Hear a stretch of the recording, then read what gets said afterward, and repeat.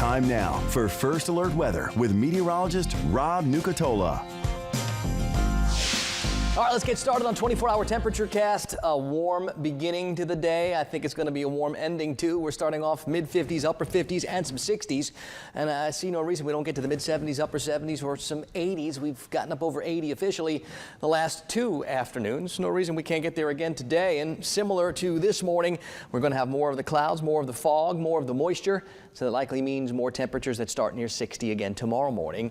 And just like yesterday, we've got that dense fog advisory. Just like yesterday, it's not for South Georgia yet.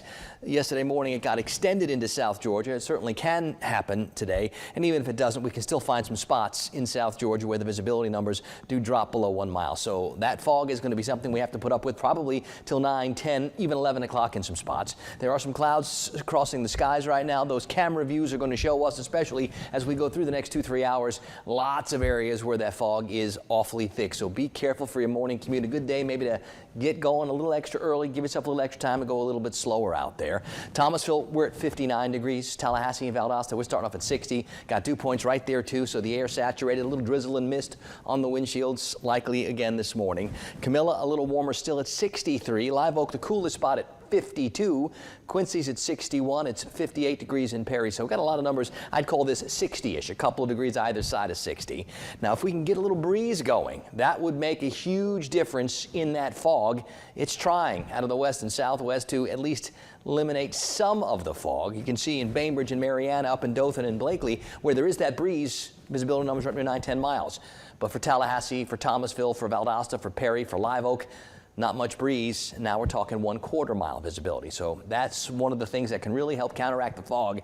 A little breeze. We could use a little bit more of that to help us out. There's a whole bunch of messy and sloppy weather from the Ohio Valley into parts of the Carolinas and even north through the Delmarva. That's where most of all that is going to stay. That's where this energy is stuck. The way the upper level winds are situated, this can't get any further south. The winds that steer it are moving it pretty much from west to east across the country and not pushing it into the southeast. So where we are, we sit in this same air mass. Not much will change. The mornings will continue to develop some fog. The afternoons will continue to break through the clouds and fog, and that'll warm things up. And I think this warm week continues into the weekend and maybe even beyond. Futurecast here not showing much change at all. That breeze will be very light, very variable, a little bit more from the south. It'll keep bringing in that warm, humid air.